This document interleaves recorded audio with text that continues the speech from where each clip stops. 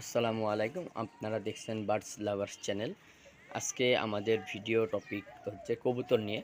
আমরা আমাদের কবুতরগুলোকে আজকে বাইরে উন্মুক্ত করব, মানে আমাদের যে সেটআপের যে গেট ওটা আমরা খুলে দেব বাইরে, যাতে ওরা একটু ঘোরাফেরা করতে পারে, যাতে করে ওদের মানসিকতা একটু ভালো হয়।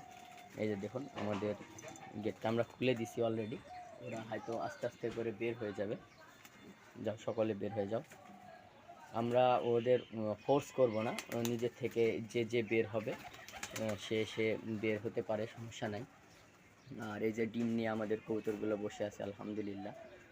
আপনারা জানেন যে এই কবুতর নিয়ে আমরা একটা ভিডিও করেছিলাম, আমাদের ঝাপড়ি পাপুস মেহেরপুর জেলার স্বনামধন্য কবুতর, এই সেই কবুতর। আর এখানে আমাদের যে বাচ্চা ছোট্ট দেখাইছিলাম, আলহামদুলিল্লাহ কত সুন্দর বাচ্চাটা বড় হয়ে গেছে দেখুন।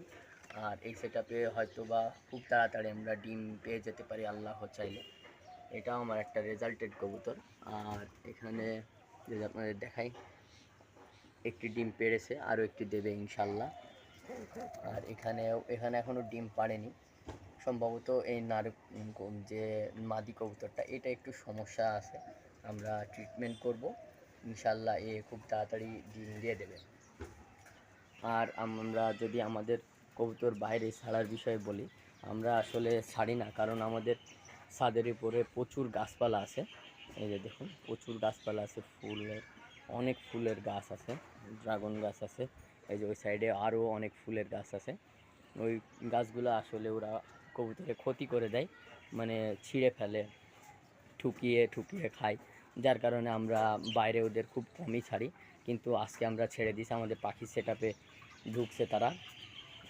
পাখির সেটআপে যে উৎকৃষ্ট যে খাবারগুলো পড়ে আছে, অন্যান্য বীজ ছোট ছোট, যেমন চীনা কাউন, এই ধরনের বীজগুলো পড়ে আছে, ওরা ওগুলো খাচ্ছে। আমরা কোনো ডিস্টার্ব করব না, পুরা ছাদ ওরা আজকে বিচরণ করবে। কারোর ইচ্ছা হলে সে আকাশে উঠতে পারে, আমাদের কোনো অসুবিধা নাই। এই যে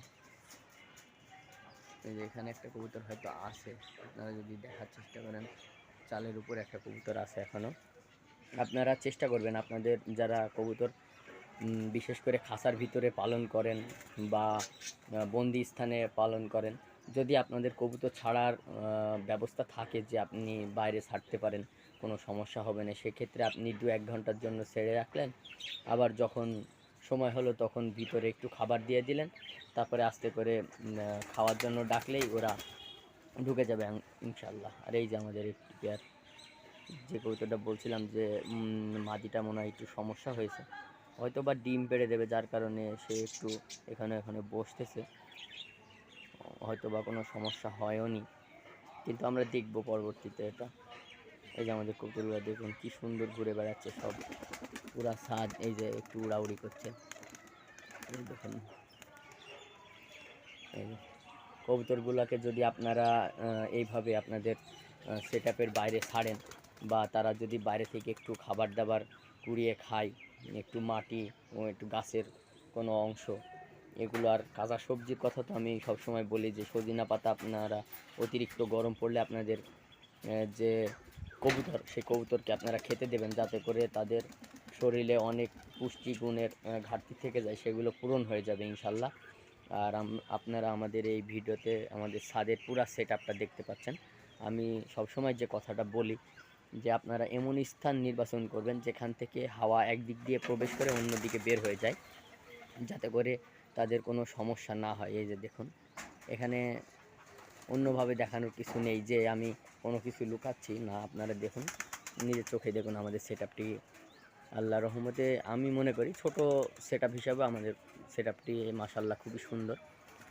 আর এখানে আমাদের কবুতরগুলো খুব সুন্দরভাবে বেরিয়ে বেড়াচ্ছে, খাওয়া দাওয়া করতেছে, যে যার মতো উড়াউড়ি করতেছে।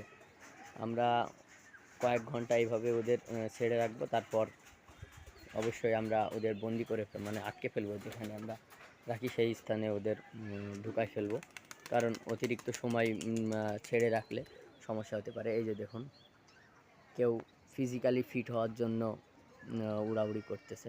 এই যে দেখুন,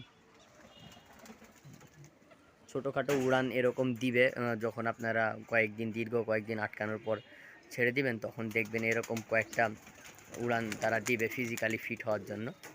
আমাদের ভিডিও অনেক বড় হয়ে যাবে আমরা যদি বেশি অপেক্ষা করি। ভালো থাকবেন, সুস্থ থাকবেন। আমাদের ভিডিও এই পর্যন্তই। যদি ভালো লাগে থাকে অবশ্যই চ্যানেলটি সাবস্ক্রাইব করে পাশে থাকা বেল আইকনটি বাজিয়ে দিবেন, যাতে করে আপনাদের কাছে সুন্দর সুন্দর ভিডিওগুলো পৌঁছে যায়। আমাদের ভিডিও এই পর্যন্তই।